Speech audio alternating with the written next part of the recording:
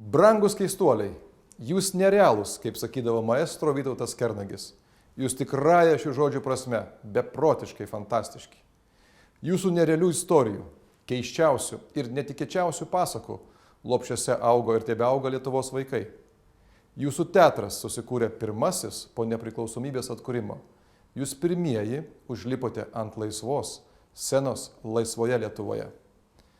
Tik jūs vieni sugebate net 25 metus stovėti aukštyn kojom ir nenukristi.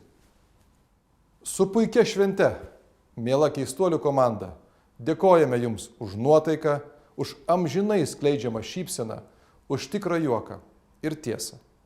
Už tai, kad esate mūsų visų, ir vaikų, ir tėvų, ir net senelių.